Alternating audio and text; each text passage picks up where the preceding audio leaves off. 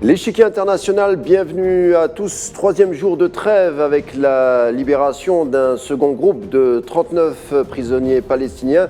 Ajoutons à cela un total de 248 camions d'aide humanitaire arrivés au sein de l'enclave. Mais à côté, la tension est bel et bien présente. 9 Palestiniens tués par balles. Les 50 jours de bombardement ont laissé des traces et le mot est faible. Des ONG tirent la sonnette d'alarme. La situation humanitaire demeure critique et le risque d'augmentation de maladies est réel. Les responsabilités de ce drame palestinien devront être mises sur la table. Laquelle celle de la CPI. C'est en tout cas le sens d'une plainte déposée par un collectif d'avocats. En tout et pour tout, ce sont 500 juristes internationaux qui portent plainte pour génocide et crimes de guerre devant la Cour pénale internationale. Une plainte déposée en début de mois au siège donc de la CPI à La Haye, aux Pays-Bas. Et l'une des figures à l'initiative de cette plainte collective est l'avocat au barreau de Lyon, Gilles Devers, qui sera avec nous ce soir. Nous tenterons de passer en relief les tenants et les aboutissants de cette action en justice de niveau international. Quelles sont ses chances d'aboutir et les officiels sionistes pour être déférés devant les juges et surtout, par-dessus tout, une interrogation qui brûle toutes les lèvres. Comment expliquer que l'entité sioniste puisse jouir d'une sorte d'immunité et échapper à la justice internationale, pourtant ratifiant les textes de la CPI? Élément de réponse, c'est tout de suite.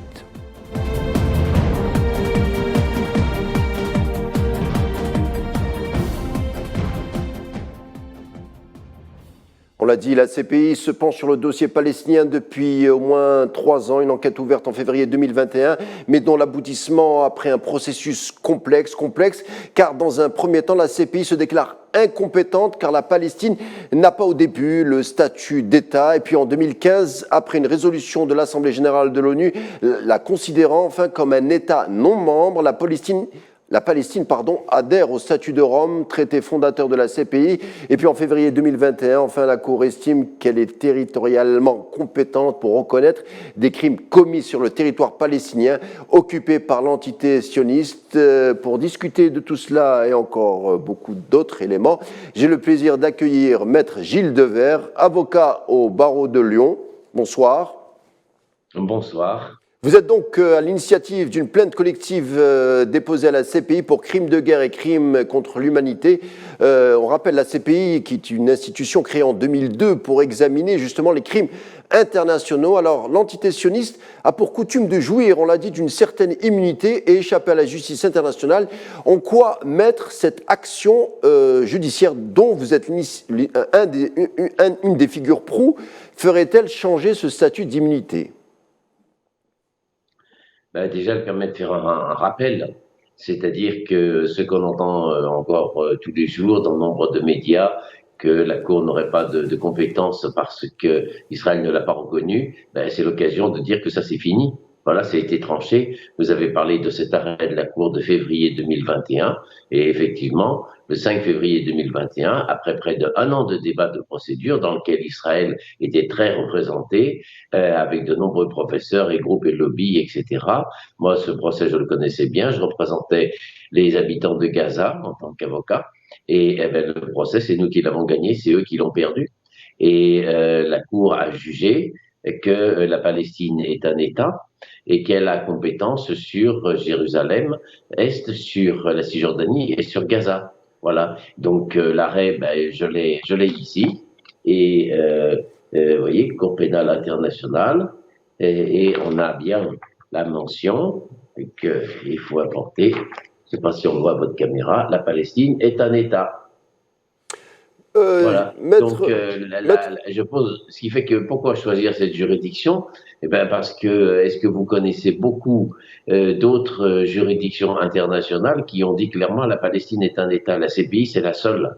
Voilà. Et elle a déjà dit que Jérusalem était. Oui, pardon. Vous faites bien d'en parler puisque effectivement il n'y a pas beaucoup d'institutions internationales qui reconnaissent la légalité de l'État palestinien. Qui dit légalité, c'est-à-dire un État souverain qui aurait la souveraineté sur la Cisjordanie et sur la ville d'El-Quds, sur toute la partie est. Et on sait que justement les sionistes actuellement veulent annexer cette partie de la ville. Donc c'est une espèce de bras de fer judiciaire international qui est instauré actuellement. Ben, ce sera le prochain épisode. C'est-à-dire que là, on a déposé plainte pour le génocide parce qu'il y a une urgence flagrante et on essaye de prendre d'obtenir des mesures provisoires pour marquer le coup. Mais le procès qui suivra, je l'annonce tranquillement parce qu'il a déjà été c'est beaucoup travaillé tout ça. Ça sera le procès de Jérusalem, vu que la Cour a reconnu que dans cet arrêt que je vous ai montré que Jérusalem était une souveraineté palestinienne, Jérusalem-Est, la Cour dit je ne me prononce pas sur tous les éléments historiques, je prends la situation telle qu'elle est, c'est la ligne verte. Eh bien, dans le cadre de la ligne verte, Jérusalem-Est reste juridiquement sous souveraineté palestinienne. Donc on a déjà pratiquement fait juger qu'il y avait une colonisation et donc une annexion illégale. Et évidemment que la partie israélienne s'était battue pour cet arrêt, discrètement, parce que c'est un arrêt de procédure, de compétence, ça n'attire pas beaucoup la lumière, mais c'était une bataille essentielle. Et voyant que la partie était en train de lui échapper, elle dit de toute façon, si on perd, on fera appel. Alors on lui fait pas appel parce qu'il est pas membre de la Cour, mais il comptait sur ses soutiens. Les quelques États comme la Hongrie ou l'Allemagne qui y avaient fait, ben, ni la Hongrie ni l'Allemagne n'ont fait appel. C'est-à-dire qu'ils savent que c'est fini. Et on a donc un excellent terrain devant la Cour pour travailler sur cette fin de l'impunité, vu que l'impunité est effectivement la première cause du renouvellement des crimes. Dans ce type d'action judiciaire, on peut aussi, je parle de la plainte déposée à la CPI, vous et 500 autres spécialistes du droit international, on peut interroger dans ce type d'action les complicités éventuelles si le délit de génocide est retenu. Et on sait que l'entité sioniste a certains alliés de taille, le premier d'entre eux, Washington. Comment, dans ce cas précis, on peut par exemple, enquêter ou interroger ce type de complicité quand il s'agit de puissances comme la puissance américaine, par exemple? Écoutez, je parle de choses graves et votre émission traite de sujets très sérieux et nous sommes vus, y compris en Palestine. Donc on ne lâche pas des mots comme cela. Mais je vous dis qu'évidemment, pour le moment, nous focalisons sur les principaux responsables et on a demandé mandat d'arrêt contre Monsieur Netanyahou, son ministre de la Défense et le ministre, le responsable militaire. Mais si, et on espère, on a beaucoup avancé sur ce thème, mais se posera très vite la question des complicités, et ça va se jouer de deux manières. Il va d'abord y avoir un appel qui sera lancé aux grandes capitales occidentales, qui ont tous les jours les droits de l'homme, les droits de l'homme, les droits de l'homme comme slogan, et en disant est-ce que vous restez complice de quelqu'un qui est impliqué dans une affaire de génocide. Et vis-à-vis des États-Unis, avec lesquels il y a absolument, hélas, aucun dialogue, mais ça, on le voit bien, c'est une volonté de dominer le monde. C'est un pays qui ne ratifie aucun traité et qui annonce qu'il va qu'il va implanter la démocratie et la liberté. C'est le paradoxe le plus absolu. Israël dit, moi, je signe pas les traités, c'est parce que je veux occuper la Cisjordanie, au moins c'est clair. Alors que les États-Unis, je vais défendre la liberté dans le monde, et il ne ratifie aucun traité, pas même la Convention sur les droits de l'enfant. Et quand la guerre a commencé, il y a eu un subventionnement de 14 milliards de dollars pour Israël. C'est donc il est clair que si demain les États-Unis disent stop, Israël est obligé de s'exécuter. Alors la question sera posée et on va le dire très clairement. On s'occupe pour le moment de la partie principale. La CPI est une grosse institution, mais elle n'a pas des moyens démesurés. Donc pour le moment, on essaye dans cette phase de première phase d'obtenir des mesures marquantes, mais ensuite on demandera évidemment que les complices soient pris de la même manière. Donc Euh, Monsieur Biden.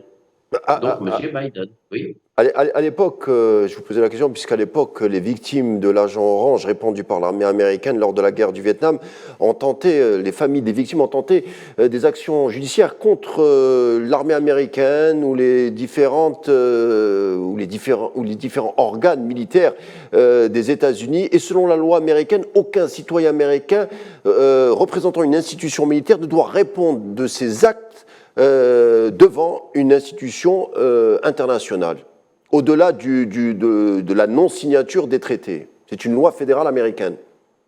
Comment, avec cette donnée, on peut opérer quand on étudie, par exemple, ou on examine les complicités éventuelles, notamment les complicités du silence entre l'État américain et l'entité sioniste? Ce sont des accords que les États-Unis font signer par leurs partenaires sous la pression, ce qui fait que quand on voyait des exactions commises par les soldats des États-Unis en Afghanistan, par exemple massacrer une famille et uriner sur les cadavres, eh bien les auteurs étaient discrètement évacués dans un camp militaire, on ne sait où, aux États-Unis, avec un conseil de discipline, et ils s'en tiraient pas avec les honneurs, mais pas loin. Donc ils imposent à leurs partenaires une clause en disant: il y a une base, il y a mes soldats, mais il ne faudra jamais exercer de recours contre mes soldats, autrement je me retire tout de suite. Voilà. Et les États sont en situation de faiblesse et signent ce genre de documents. Mais sur le plan de l'analyse, il faut d'abord les dénoncer pour que les gens sachent comment les États-Unis pratiquent, et ensuite ils n'ont pas de valeur devant la Cour pénale internationale. Pour nous, la règle elle est très très simple, et je peux vous dire que lorsqu'on fait des rencontres de travail à la CPI, on n'y revient pas 2 minutes, c'est que la Cour s'est prononcée: tout crime de guerre commis sur le territoire palestinien, que ce soit par l'auteur direct ou par les complices, relève de la compétence de la Cour. Alors les accords que les États-Unis ont pu faire signer avec Pierre, Paul ou Jacques, ça nous indiffère. Une question maintenant sur la plainte elle-même. Une plainte pour génocide a été donc déposée. Alors le terme génocide est utilisé peut-être à tort et à travers de nos jours. Pourquoi pensez-vous que dans le cas qui nous intéresse, les conditions d'un génocide soient réunies? C'est pas moi qui le pense, c'est la jurisprudence. C'est-à-dire qu'un avocat ne travaille pas comme quelqu'un qui parle simplement. C'est quelqu'un qui bat une base scientifique. Et dans le génocide, depuis 1945, et on en distingue deux. Il y a le génocide par élimination physique, ce qui était le génocide juif. Mais il y a le génocide par destruction du cadre social, pour qu'il n'y ait plus d'existence pour un peuple. Bon, et c'est cette deuxième alternative qui a beaucoup été jugée. On a sur la plainte retrouvé qu'il a fallu faire rapidement, mais qui n'a pas été contestée depuis. Hein. D'ailleurs, cette plainte elle circule de partout depuis maintenant 3 semaines, et elle n'a pas été attaquée. On cite une quinzaine d'arrêts qui ont été rendus par le tribunal pénal pour l'ex-Yougoslavie, le tribunal pour le Rwanda, la Cour pénale internationale, la Cour internationale de justice. Donc c'est pas ma pensée, c'est ce travail scientifique. Et on prend comme référence la plus simple celle des Rohingyas, où la Cour internationale de justice a retenu des éléments avec toujours les références. C'est-à-dire qu'une phrase, une référence. Coupure de l'eau, coupure de l'électricité, raréfaction de l'alimentation, remise en cause, attaque des services médicaux, destruction des maisons, transfert forcé de population, violence policière. Là, c'est pas violence policière, ce sont des bombardements comme jamais vus, vu qu'en 4 jours de bombardement sur Gaza, il y a autant d'armes utilisées que sur 1 an pour l'armée américaine en Afghanistan. Donc, ce sont ça les éléments matériels, et ils s'accompagnent d'un élément intentionnel particulier en matière de génocide, qui est un discours déshumanisant, qui montre à la population que si tout ça lui arrive, c'est parce qu'elle n'a plus sa place sur cette terre. Voilà. Alors, et donc, c'est vraiment le cadre du génocide. Alors, j'apporterai encore un élément de fait, c'est que la loi, aucune loi ne fixe, aucun traité international ne fixe un seuil en disant à partir de tel niveau. Mais tout le monde connaît l'affaire de Srebrenica qui a été jugée avec des condamnations pour génocide, des peines de prison très sévères. Il y avait eu 8600 morts. Donc vous voyez à quel point nous sommes exactement dans les références de la jurisprudence. Et si cette plainte a ce succès international auprès des juristes, actuellement, aujourd'hui, quand nous parlons, nous sommes à 620 à l'avoir signé, plus des grands professeurs de droit qui nous rejoignent et qui se tiennent prêts, plus des groupes qui recherchent les preuves. Il y a toute une armature qui se met en place. Et on sera d'ailleurs mercredi à Alger avec une réunion des barreaux pour en parler. C'est qu'il y a du contenu, vous comprenez. Voilà, donc c'est une plainte très solide. Alors, justement, on fait souvent aussi la confusion entre crimes de guerre et crimes contre l'humanité. Pouvez-vous brièvement nous expliquer la nuance? Ben, vous savez, sur ce plan, il faut lire, encore une fois, un avocat donne ses sources, hein, il faut lire le statut de la Cour pénale internationale qui fait référence en matière de droit pénal. Bon, c'est-à-dire que les pays ont ratifié ou non la CPI, mais enfin tout le monde reconnaît que ce traité, il s'inspire de ce qui étaient les bases du droit et enrichi par la jurisprudence des tribunaux spéciaux. Donc ce sont des décisions qui sont reconnues de partout comme d'excellente qualité. Le statut définit les crimes de guerre, les crimes contre l'humanité et le génocide. Article 8, article 7, article 6. Donc le génocide est au-dessus même des crimes contre l'humanité. Les crimes de guerre, c'est de la guerre, mais qui devient avec des actes qui ne respectent ni la proportion, ni la distinction, et puis toutes sortes de facettes. Et les crimes contre l'humanité sont sans doute assez proches, mais il y a un côté systématique d'atteinte au peuple. Bon, une politique systématique d'atteinte au peuple. Ça, c'est au niveau du statut. Mais ensuite, quand il y a polémique, moi je sors, comme je vous ai produit tout à l'heure l'arrêt du 5 février en disant la Palestine est un État, il faut produire le document qui s'appelle Éléments de crime. Et c'est un recueil qui est disponible sur le site de la Cour, qui est traduit, il y a d'ailleurs une traduction arabe, et où là ce sont les définitions très précises, les plus qu'il y ait. Donc en fait on regarde si tel fait rentre dans telle définition.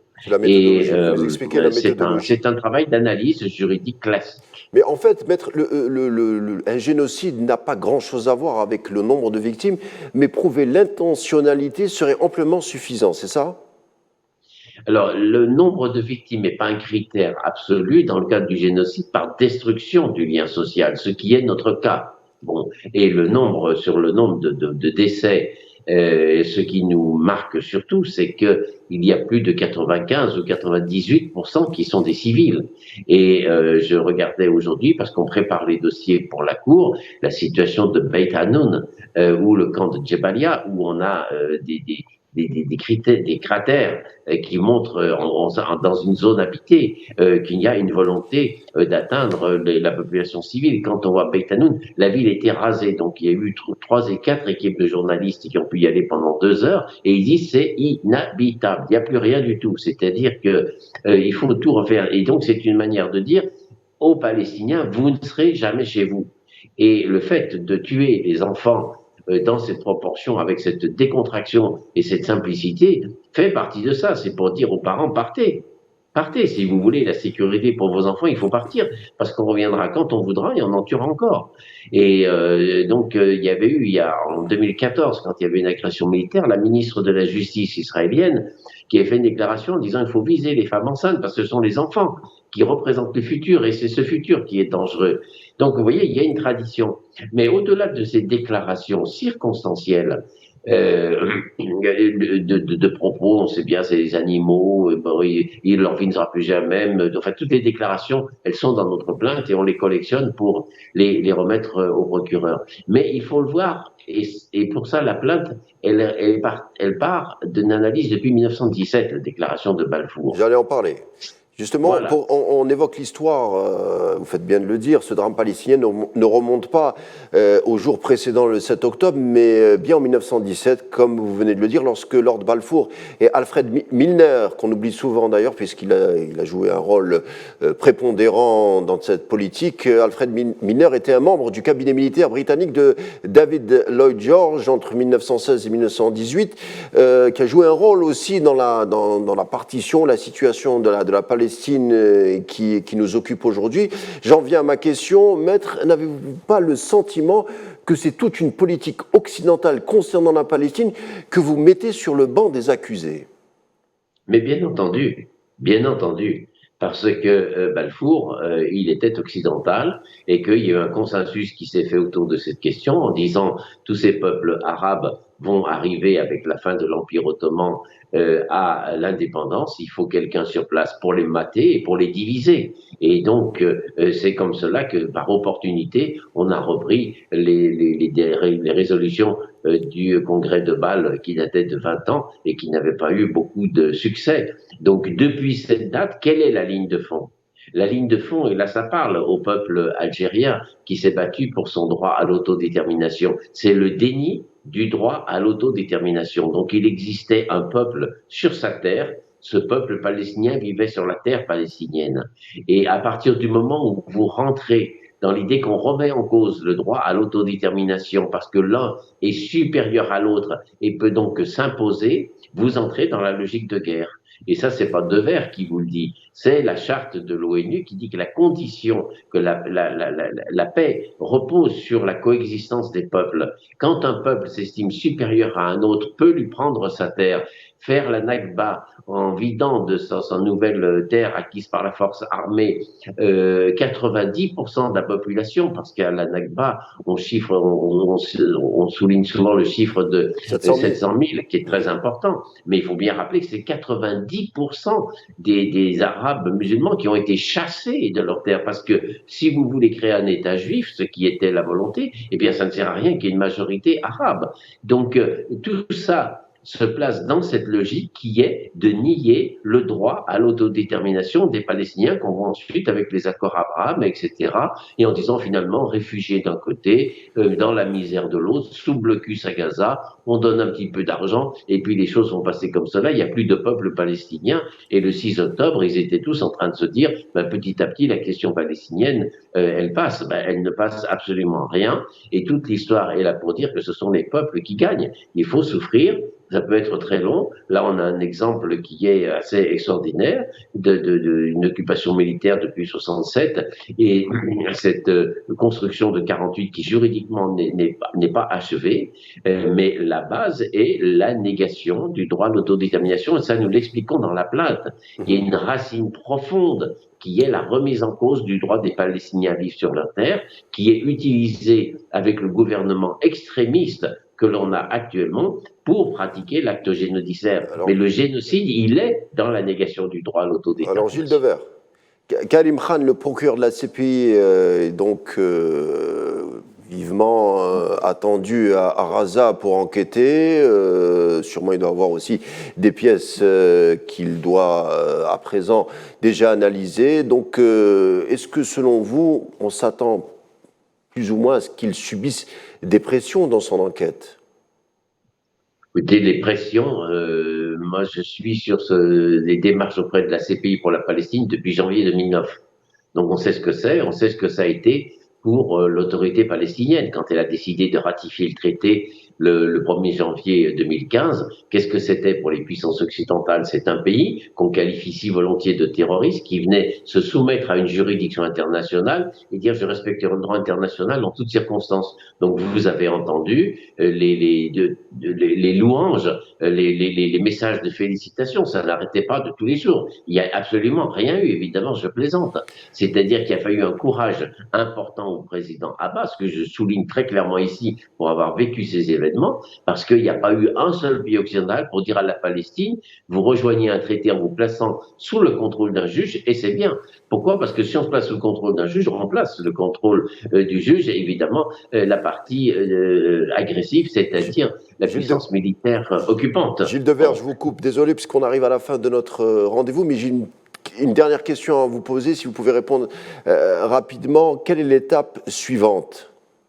Après, pour le moment, oui, pour le moment, allez-y.